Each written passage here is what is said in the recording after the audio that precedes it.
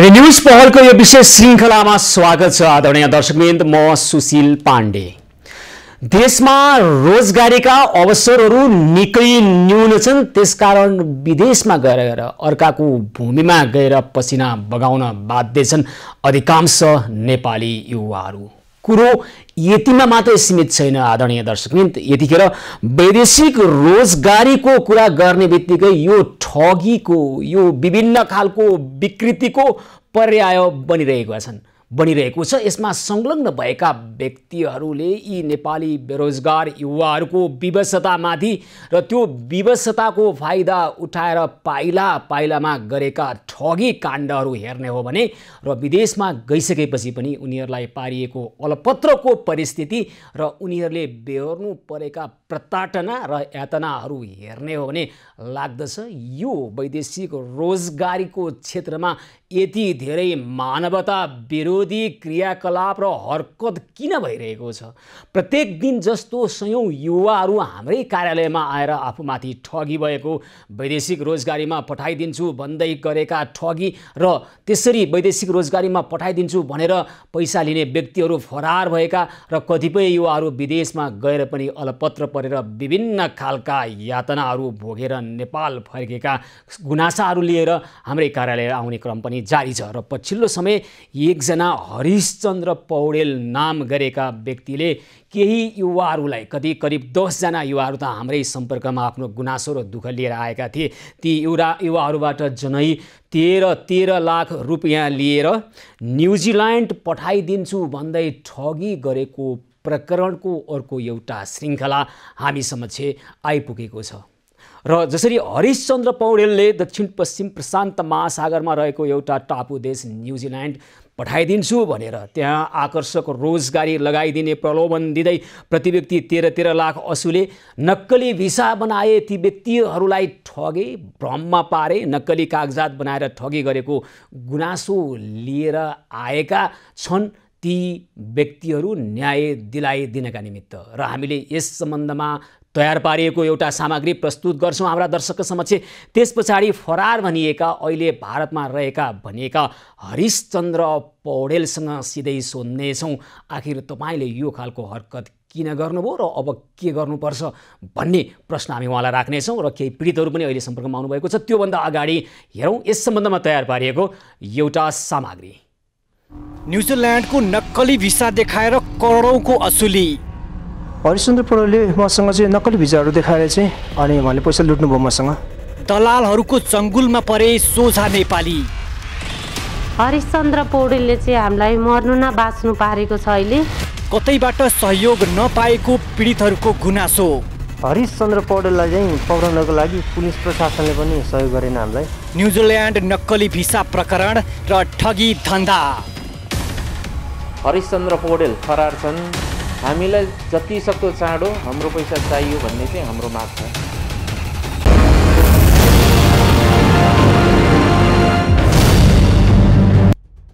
देशमा बढ्दो बेरोजगारी र महँगीले यति बेला युवा समाज अक्रान्त छ। उता नेपालमा रोजगारी नपाएकै कारण आफ्नो देश र परिवार छाडेर विदेशिन चाहने युवा जमातको सङ्ख्या पनि उल्लेख्य छ। हो, यस्तै विरासतमा पिल्सिएका बेरोजगार सोझा साझा नेपालीलाई वैदेशिक रोजगारीमा पठाइदिने भन्दै यति बेला केही तस्कर र दलालहरूले युवा जमातलाई लुट्न तम्सिएका छन्। तस्कर र दलालहरूको लुटेरा प्रवृत्तिको अर्को एउटा उदाहरण हो न्युजिल्यान्ड पठाइदिन्छु भन्दै ठग्दै हिँडे हरिशचन्द्र पौडेलको ठगी धन्दा। चितवन जिल्लाको रत्नगर नगरपालिका वडा नम्बर 12 स्थायी ठेगाना भएका हरिशचन्द्र पौडेलले 2075 सालतिर केही युवा युवतीहरूलाई कामदार भिसामा न्युजिल्यान्ड पठाइदिन्छु भन्दै प्रति व्यक्ति 13 लाख रुपैयाँका दरले करोडौँ रुपैयाँ उठाएर फरार भएको पीडितहरूको गुनासो छ।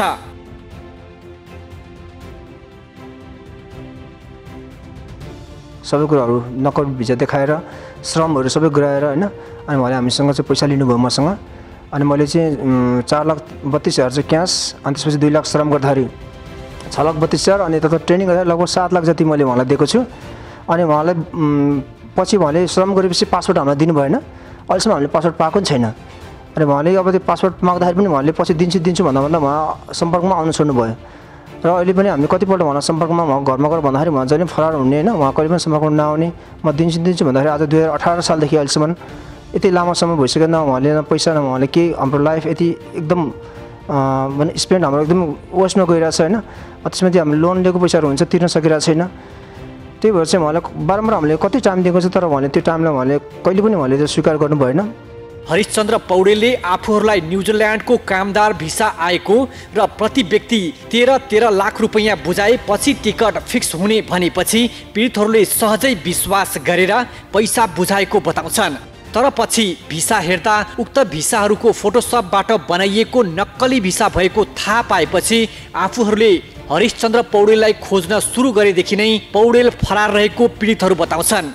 15 तारिक फ्लाइट हुन्छ भनेर चाहिँ हामीले बुझ्दाखेरि उहाँहरूले फ्लाइटै क्यान्सल गरेर रहेछन्। बुझ्दाखेरि अब यसो बुझ्दाखेरि सबै डकुमेन्टहरू फेक बनाएको रहेछन्, सबै फोटोसप गरेर टिकट पनि त्यही गरेर पछि हामीले त्यसै भन्दै गर्दाखेरि कहिले हुन्छ कसो हुन्छ पैसा फिर्ता दिनु पऱ्यो भन्दा कहिले 23 तारिकमा फ्लाइट हुन्छ भन्छ, कहिले फ्लाइट हुन्छ 1-2 महिना चाहिँ फ्लाइट हुन्छ भनेर हामीलाई बिताइदियो।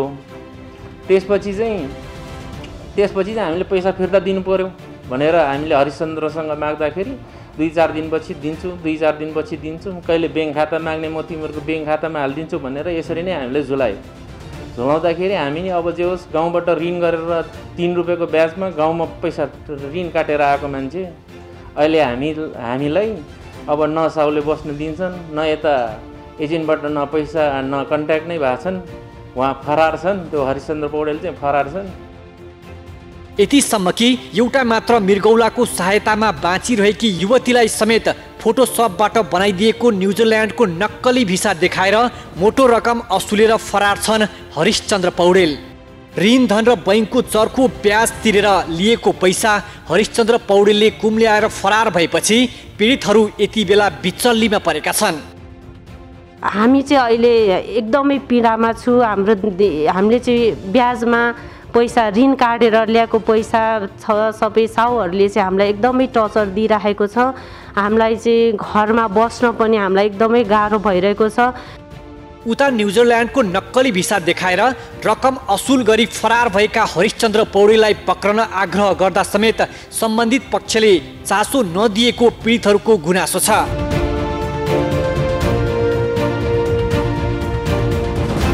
अब उहाँलाई पक्रनको लागि चाहिँ अब विशेष गरी चाहिँ म चाहिँ के भन्न चाहन्छु, उहाँलाई पक्रनको लागि हामीले प्रहरी प्रशासनमा धेरै धाए, विभागतिर धेरै धाए। अनि त्यसरी धाउँदाखेरि चाहिँ अब प्रहरी प्रशासनले पनि खासै हाम्रो पीडितको कुरा चाहिँ सुनाए भएको जस्तो लागेन। अनि त्यही भएर चाहिँ अब अनि यो श्रमको विषयमा चाहिँ हाम्रो बगैँचा चाहिँ अब हामीलाई श्रममा पनि लिएर गएको हो। तर चाहिँ श्रम चाहिँ हाम्रो चाहिँ अब कसरी चाहिँ श्रम भयो, डुप्लिकेट भिसामा चाहिँ कसरी श्रम भयो। प्राय जस्तो दलाल र तस्करबाट खाडी मुलुकमा जाने नेपाली कामदारहरू ठगिने गरेको गुनासो आइरहँदा दलालहरूले यतिखेर दक्षिण पश्चिम प्रशान्त महासागरमा रहेको एउटा टापु देश न्युजिल्यान्डमा पनि नेपालीहरूलाई आकर्षक रोजगारीमा पठाइदिन्छौ भन्दै ठगिरहेको यो प्रकरणले प्रष्टै भएको छ। त्यसैले वैदेशिक रोजगारीमा जाने सर्वसाधारण प्रत्येक पाइलामा सतर्क हुन जरुरी छ।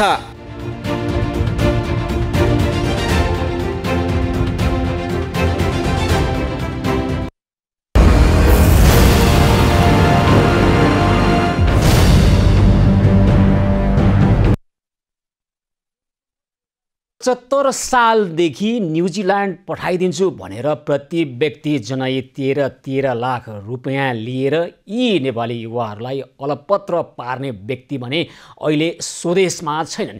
यिनीलाई हामीले खोज्यौँ, पीडितहरूका गुनासो सुनायौँ, सकेसम्म यिनी हामीबाट भाग्ने प्रयास गरि नै रहे। यिनको एक कर्तुतको बारेमा हामीले सार्वजनिक गर्न थालेपछि यिनी हाम्रो सम्पर्कमा आएका छन् र हामी सोध्छौँ यिनलाई आखिर यो कर्तुत र यो हरकत किन गरे र अब यिनलाई कस्तो खालको कारबाही गर्ने हो, यस सम्बन्धमा सम्बन्धित निकायसँग पनि हामी कुरा राख्छौँ। र अहिले भने मात्र हामीले हाम्रा दर्शकहरूलाई जति व्यक्तिहरू देखायौँ पर्दामा, ती बाहेकका अन्य थुप्रै व्यक्तिहरू पनि अहिले हाम्रो प्रत्यक्ष सम्पर्कमा आइरहनु भएको छ। हरिश्चन्द्र पौडेलले हामीलाई न्युजिल्यान्ड लैजानका निमित्त 13 लाख रुपियाँ लिएर अहिलेसम्म हामीलाई लाने त कुरै छाडौँ, त्यहाँ लगेर रोजगारी दिने त कुरै छाडौँ, आफू पनि सम्पर्कमा नआएको कुरो त्यति यति मात्रमा सीमित छैन आदरणीय दर्शकवृन्द। यी सोझा सिधा युवाहरूलाई नक्कली राहदानी बनाएर नक्कली भिसा लगाएको देखाएर प्रलोभनमा पारेर विश्वासमा दिलाएर घर खेत बेचेर ल्याएको रकम ऋण काटेर ल्याएको रकम लुटेर फरार भएका छन् हरिशचन्द्र पौडेल। थुप्रै व्यक्तिहरू अहिले मात्र यतिमा सीमित छैन यो कुरा, थुप्रै व्यक्तिहरू अहिले प्रत्यक्ष सम्पर्कमा आइरहनु भएको छ, हामीलाई आफ्नो गुनासो लिएर आइरहनु भएको छ। हामी उहाँहरूसँग कुराकानी गर्छौँ। धनगढीबाट टोपराज भट्ट आउनुभएको छ, बुटोलबाट सरस्वती खत्री, त्यसै गरी काठमाडौँमा रहनुभएका सन्तोष तामाङ लगायतका थुप्रै व्यक्तिहरूले अहिले हामीलाई सम्पर्क गरिरहनु भएको छ। हामी उहाँहरूसँग कुराकानी गर्छौँ। आखिर न्युजिल्यान्ड पठाइदिन्छु भन्दै विक्रम 2075 सालमा उहाँहरूबाट 13 लाख रुपियाँ असुलेर हरिशचन्द्र पौडेलले के भने र कसरी उहाँहरू यो फन्दामा पर्नुभयो, यस विषयमा कुराकानी गर्नका निमित्त अर्का एकजना पीडित हाम्रो प्रत्यक्ष सम्पर्कमा हुनुहुन्छ। धनगढीबाट टोपराज भट्ट।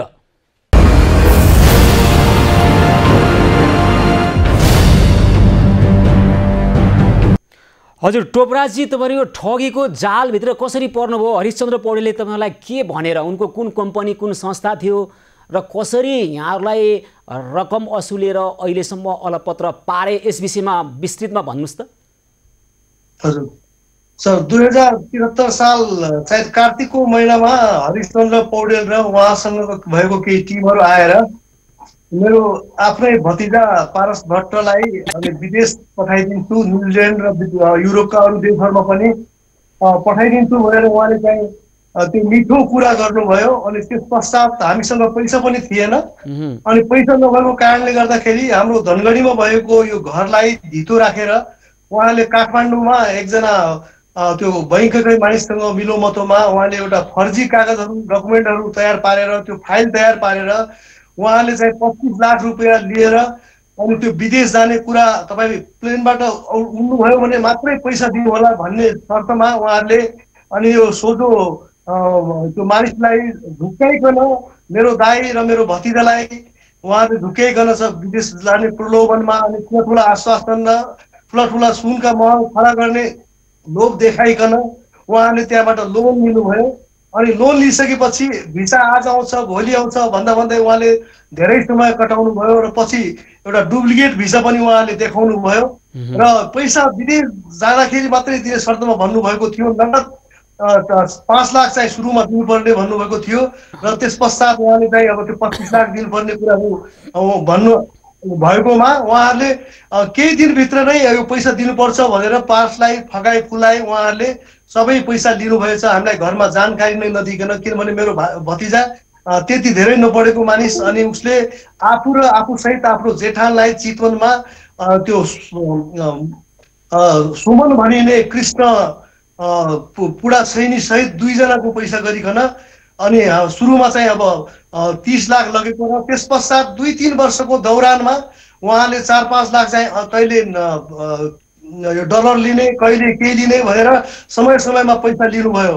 अनि त्यो कारणले हामी करिब 35 लाख जति हामीले नगद दिएका छौँ र गत वर्ष 2075 चैत महिनामा घर लिलामीको सूचना हामीलाई आयो अनि उहाँले ब्याज पनि तिर्नु भएको थिएन, ब्याज तिरिरहेका छौँ, किस्ता तिरिरहेका छौँ भन्ने कुरा हामीलाई भनिरहनु भएको थियो। बैंकको मान्छेसँग मिलोमतोमा उहाँले झुटा सूचना हामीहरूलाई दिएर हाम्रो घर लिलामको कुमारी बैंक अनि यो काठमाडौँमा नै उहाँहरूले त्यो बैंकबाट कसरी मिलाउनु हामीलाई थाहा भएन। अनि त्यस पश्चात उहाँहरूले सबै यो झुटो मिलोमतोमा त्यो कुरा गरिसकेपछि हाम्रो बैंककै लिलामी हुने प्रक्रियामा घर चाहिँ आयो। उहाँहरूले चाहिँ त्यो चाहिँ तिर्नु भएको रहेनछ र पछि कुमारी बैंकमा मैले नै करिब 40-50 लाख पर्ने हाम्रो जमिनलाई बेचेर 15 लाखमा बेचेर 10 लाख रुपियाँ आफ्नो इष्टमित्रहरू आफ्ना मानिसहरूसँग मागेर ब्याजमा निकालेर मैले यो घर धितोबाट बचाएँ। बाँकी हाम्रो 10 लाख मेरो दाइले अनि हामीले आफै लागेर तिरिसकेका थियौँ र कुल मिलाएर 35 लाख उहाँले फसाउनु भयो र त्यसपछि आज दिन्छु भोलि दिन्छु अब 1 महिनापछि दिन्छु भन्दा भन्दै यतिका साल ती गत हाम्रा ती अब अरू भाइहरू बहिनीहरू जस्तै हामीलाई पनि झुटा आश्वासन दिएर उहाँहरूले अहिलेसम्म हामीलाई ठगेर अनि अब फेरि पछि आएर उहाँहरूले म तपाईँको पैसा दिन्छु भनेर मलाई कागज पनि दिनुभयो, एउटा तमसुक पनि बनाउनु भएको छ। हामीलाई दिनु होला जस्तो लाग्यो। उहाँ चाहिँ घरमै आएर धनगढीमै आएर यो कुरा बनाउनु भयो। मैले कानुन सम्मत प्रकारले वकिललाई राखेर वडा कार्यालयद्वारा त्यो दर्ता गरेर मैले यो कुराहरू गरेको छु। तर अहिले आएर उहाँहरूले चाहिँ आफै लुकेर भागिरहनु भएको छ। अनि यो पैसा दिने कुरा पनि गर्नुभएको छैन। एउटा मिठो कुरा मात्रै गरेर धेरै मानिसहरूलाई उहाँले ठगिरहनु भएको रहेछ। यसरी ठगी कुरा उहाँले गर्नुभयो। टोपराजी, तपाईँको भतिजोलाई न्युजिल्यान्ड लाने भनेर तपाईँहरूको घर धितो राख्न लगाएर आएको ऋणबाट आएको पैसा उहाँले लिएर जानुभयो र तपाईँको घर झन्नै तपाईँको लिलामीमा परेको होइन। र अहिलेसम्म उहाँ चाहिँ तपाईँहरूको सम्पर्कमा आउनुभएको छ कि छैन? बिचमा कति वर्ष भयो यहाँहरूको सम्पर्कबाट हराउनु भएको हरिशचन्द्र पौडेल? हरिशचन्द्र पौडेल गत यो भदौ महिना साउन भदौतिर त धनगढीमै आएर मेरो कागज चाहिँ उहाँले चेन्ज गर्नुभयो। किनभने त्यति बेला उहाँले पुरै हिसाबको दिनुभएको थिएन। एउटा चेक चाहिँ दिनुभएको थियो। चेक चाहिँ हामीले बैङ्कमा बााउन्स गर्दाखेरि त्यो अलरेडी ब्ल्याक लिस्टमा परेको मान्छेको चेक दिनुभएको रहेछ। अहिले पनि उहाँले आफ्नो चेक नाउँको चेक त दिनुभएको छ 35 लाखको र पुरै हिसाब गरेर। अनि त्यो तमसुक पनि हामीसँग छ। तर उहाँले अब यो दिने कुरा भन्दा पहिले नै उहाँ चाहिँ गायब भएर भाग्नुभयो। अनि इन्डिया जान्छु भन्ने हिसाबमा तपाईँ आजै पनि उहाँको श्रीमतीले मलाई तपाईँको पैसा हामी चाहिँ छिटै तिर्छौँ भनेर म भोलि कुरा गर्न लगाइछु भन्नुभएको छ। तर यो कुरा चाहिँ म विश्वास गर्न सक्दिनँ। किनभने आजै सम्पर्कमा आउनुभयो उहाँहरू? आज आउनु भएन। तर भोलि उहाँले चाहिँ कल गर्नुहुन्छ भनेर मलाई आज मात्रै उहाँले यो WhatsApp नम्बर चाहिँ दिनुभएको छ। उहाँ चाहिँ दिल्ली हुनुहुन्छ। भोलि तपाईँलाई 100% कल गर्नुहुन्छ भने उहाँको यो चाहिँ एउटा खालि बाहना मात्र हो। यस्ता बाहनावाला 10औं त्यो 100 भन्दा बढी चाहिँ भाका उहाँले नागिसक्नु भएको छ। उहाँ चाहिँ दिने चाहिँ उहाँको चाहिँ किनभने उहाँ चाहिँ पहिला कुरा गर्दाखेरि ठुलो ठुलो राजनीतिक नेताहरूको रामचन्द्र पौडेलको आफ्नै भाइ हुँ भनेर पनि उहाँले भन्न पछि पर्नु भएन। उहाँ कतिको भाइ हुनुहुन्छ म जान्दिनँ। तर मेरो आफ्नै उहाँ चाहिँ दाइ हो भनेर उहाँले चाहिँ भनिरहँदै मान्छेहरूलाई ठुल्ठुलो मान्छेलाई देखाउँदै फसाउँदै हिँडिरहनु भएको छ।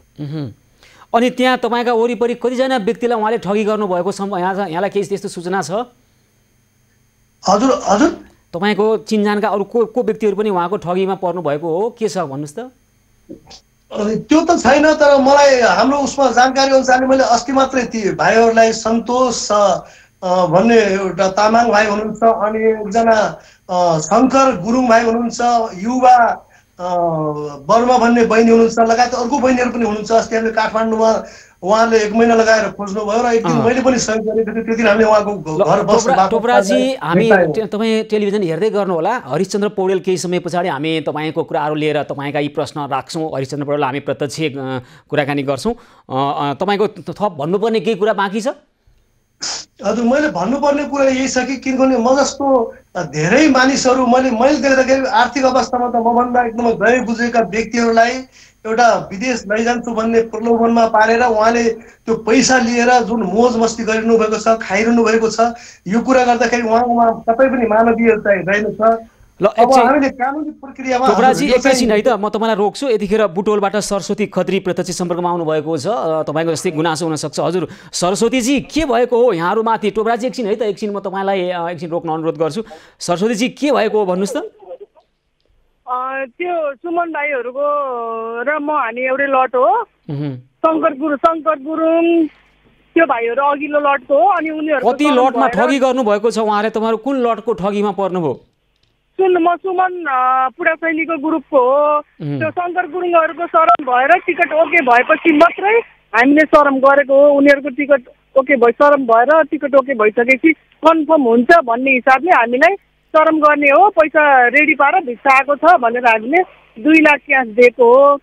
सुमन पुरा सैनिक र हामी सँगै गएर। कसलाई दिनुभयो यो पैसा चाहिँ? कसलाई दिनुभयो यहाँहरूले? हरिशचन्द्र पौडेल। अनि तपाईँलाई के न्युजिल्यान्ड लैजाने भन्ने कुरा गर्नुभएको थियो उहाँहरूले?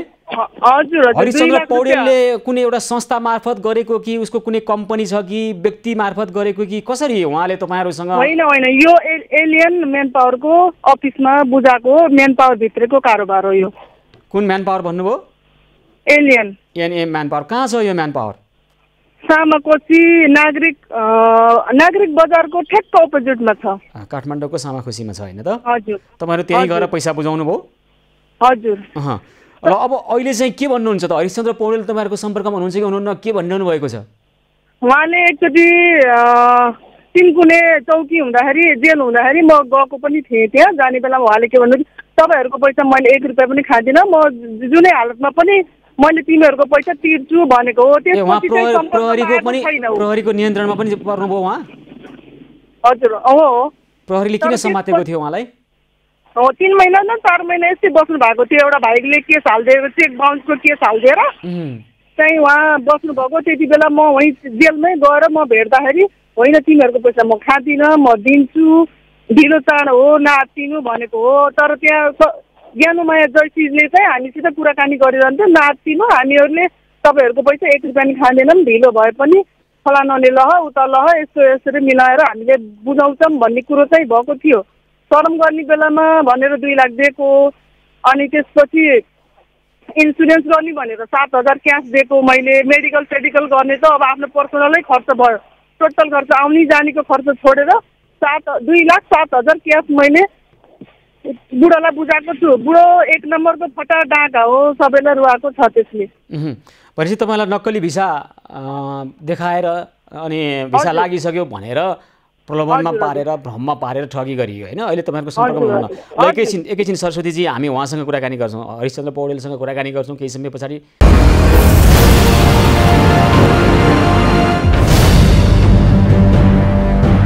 हजुर हरिश्चन्द्रजी, तपाईँलाई त खोज्नै गाह्रो भयो त। थुप्रै पीडितहरू रुँदै हाम्रो कार्यालयमा आइसकेपछि के रहेछ त यो विषय भनेर हामीले तपाईँलाई खोज्ने प्रयास गऱ्यौँ। तपाईँलाई खोज्न निकै गाह्रो भयो, कठिन भयो। अहिले भारतमा हुनुहुन्न रहेछ, बल्ल बल्ल सम्पर्क गर्न सक्यौँ। किन यसरी तपाईँ फरार हुनुभयो, कहाँ जानुभयो? पीडितहरूसँग तपाईँहरू सम्पर्कमा हुनुहुन्न। तपाईँले जोसँग रकम असुल्नु भएको छ, न्युजिल्यान्ड लान भनेका लागि भनेर तपाईँले रकम असुल गर्नुभएको छ, उहाँहरू हामी कहाँ आउनुभएको छ। तपाईँ किन यसरी भागी हिँडिरहनु भएको छ हरिशजी? होइन सर, भागेर हिँडेको छैन म कहिल्यै पनि। उहाँहरूसँग सम्पर्क सबैसँग भइरहेको छ। तर मैले चाहिँ काम गर्दाखेरि चाहिने पहिला कुराहरू यावत कुराहरू सबै कुराहरू चाहिँ जे छ त्यो कुराहरू उहाँले भन्नुभएको कुरा पनि ठिकै हो। भिसा आएको पनि हो, श्रम गर्नुभयो, उहाँ आफै गएर टिकट काटेको हो। तर तपाईँले नक्कली फोटोसपबाट तयार पारिएको नक्कली भिसा देखाएर तपाईँले पैसा असुल गर्नुभएको छ हरिशचन्द्रजी। हजुर, तपाईँले नक्कली भिसा बनाउनु भएको छ, तपाईँले सरकारी कृत्य गर्नुभएको छ। यसो किन गर्नुभयो? कसरी मैले नक्कली ल्याउने सर? मैले ल्याउने भिसा होइन, उताबाट पठाइदियो कम्पनीले पठाएर चाहिँ उनीहरू भाइहरू आफै गएर श्रम विभाग गएर श्रम गरेको छ, हामी गएको पनि छैन। त्यसो हो भने भिसा आइसकेको व्यक्तिलाई तपाईँले किन न्युजिल्यान्ड पठाउन सक्नु भएन? यस्तो छ, त्यहाँ कम्पनीले हामीलाई भिसा पठाइदियो।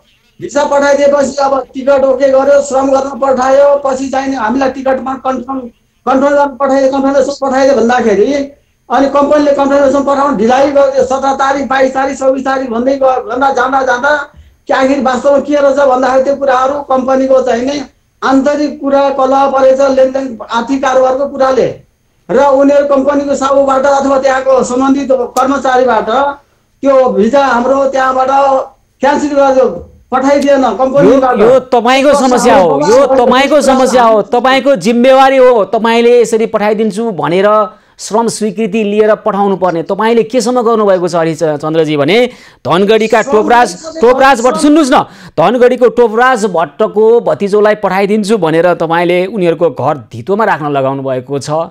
धितोको रकम तपाईँले लिएर हिँड्नु भएको छ। झन्नै घरबार विहीन भएका थिए यो परिवार, झन्नै सुकुम्बासी बनाउने हरकत तपाईँले गर्नुभएको छ हरिशजी। यो अपराध होइन?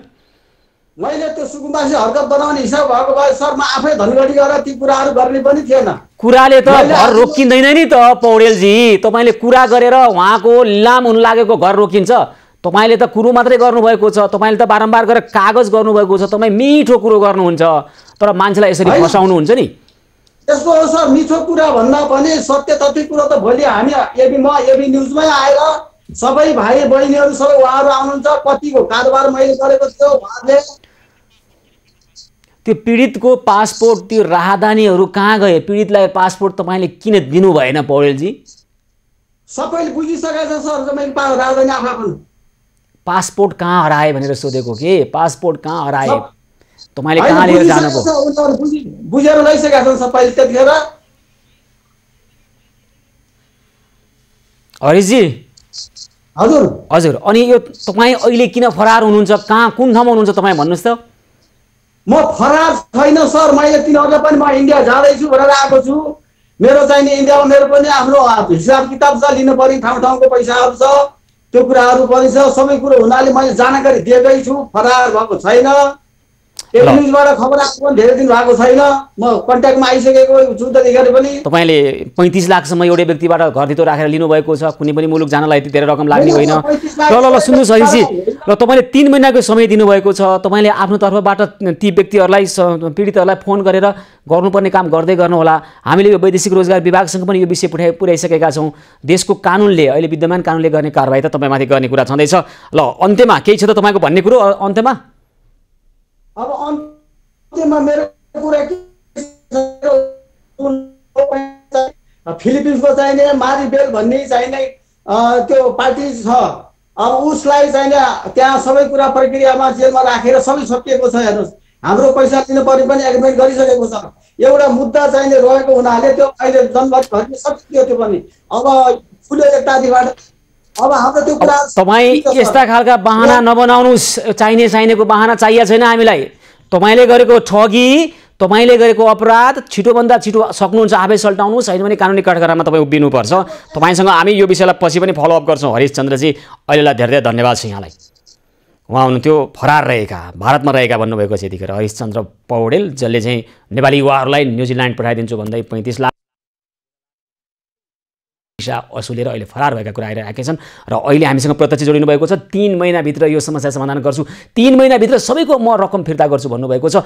हामी यो विषयलाई यसै छाड्ने छैनौँ आदरणीय दर्शकबिन। हामी यसलाई फलोअप गर्नेछौँ पछि पनि। र उहाँले गरेको यो शाब्दिक प्रतिबद्धता कार्यान्वयन आउँछ कि आउँदैन, अथवा विद्यमान देशको कानुनले के भन्छ त्यो अनुसार कानुनी कठघरामा उभ्याउनका निमित्त हामी पहललाई निरन्तरता दिइ नै रहनेछौँ र यो विषयलाई त्यसै छाड्ने छैनौँ। हेभी न्युज पहलको आजको कार्यक्रमको समय सकिएको छ। कार्यक्रमबाट म सुशील पाण्डे लगायत सम्पूर्ण टिमलाई बिदा दिनुहोस्। यहाँहरू भने खबरभित्रको खबरको लागि हेर्दै गर्नुहोला हेभी न्युज खबर। हस्त नमस्कार।